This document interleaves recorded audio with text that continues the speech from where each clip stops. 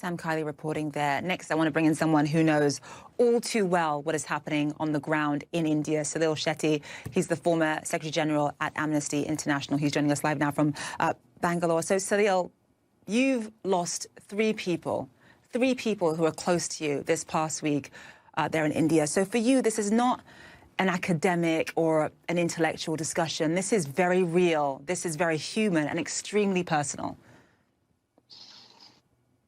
Thank you, Zain. Yes, and I must say that I'm a relatively privileged person, and so compared to the suffering that the vast majority of people are going through, mine is pretty much nothing. So, as you know, if you start feeling sick, there's no way of testing. If you manage to test and find that you're positive and you're suffering, you can't get an ambulance. If you get an ambulance, you can't get a hospital bed. If you get a hospital bed and you go into the hospital, you can't get medicines or oxygen. And if in that worst case scenario, the person passes away, you can't find a cremation ground or a burial. So it's a nightmare scenario. People are dying on pavements. So, our heart goes out to all of them. And what has happened is that this has brought out the best and the worst from Indians. And we are seeing that in my neighborhood. I mean, the best because ordinary people are standing up and, going out of their way to help strangers. The best because health workers and doctors are doing such amazing work, but the worst because you have hoarders, black marketeers who are profiteering in this crisis, and the worst because we have a national government that's completely abdicated its responsibility. Yeah, I mean, I think it's beautiful that, of course, people are coming together, and that does give hope and optimism. However, when you think about the government and what the government has failed to do, Prime Minister Modi hasn't held a press conference. He's not necessarily open to answering tough questions. He sort of gives these one-way speeches. So in that environment, how are leaders at the top, who are largely responsible for this, able to be held accountable? See, I think that one thing we should, understand is that the first round of COVID, the first wave, it actually affected poor people the most. And we saw some horrific scenes at that point. This time, the virus has kind of climbed up the social economic ladder. Mm-hmm. And so for the first time, I think the base of this regime, which is mostly upper class, upper caste, urban people, are suffering in a big way. So let's see if, it's going to make them any more accountable. But unfortunately, we know that, the people like salaried employees, etc., can stay out in a lockdown like this. But they have made exemptions in this lockdown for laborers. And in this country, which is the 12th most unequal country in the world, the laborers are essentially the lowest caste, the Dalits, the backward castes, and the small businessmen are Muslims, and women, as you know, suffer the most in lockdowns. So we are in a very perverse situation where those who should be getting the support the most don't get support. There's no social security extra system of paying them, keeping them vulnerable people at home.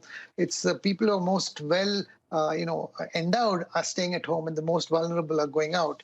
But Zain, coming to your question on accountability, and you mentioned press conferences. So we have a prime minister who's been in power for 7 years, and he's yet to do any press conference at all. Forget about COVID. So facing the press is not something which, this regime is used to. In any case, we are hardly left with much of an independent press anymore because through a process of intimidation and kind of softeners and in some ways bribing, pretty much all the free press has been silenced. And the little bit of free press we have, which are really mostly independent portals these days or internet portals, they are constantly being harassed and intimidated. And you touched on this. I mean, yes, India does have a very obvious and sort of prominent caste system. There is a hierarchical way that the society is structured. But of course, this virus does not discriminate. It doesn't care how much money you have necessarily or what type of job you do for a living. The virus does not discriminate, but the system there in India does. And that means that if you are poor, if you are part of the most vulnerable echelons of society, the chances of you being able to get a bed, the chances of you being able to get oxygen are extremely slim in this environment.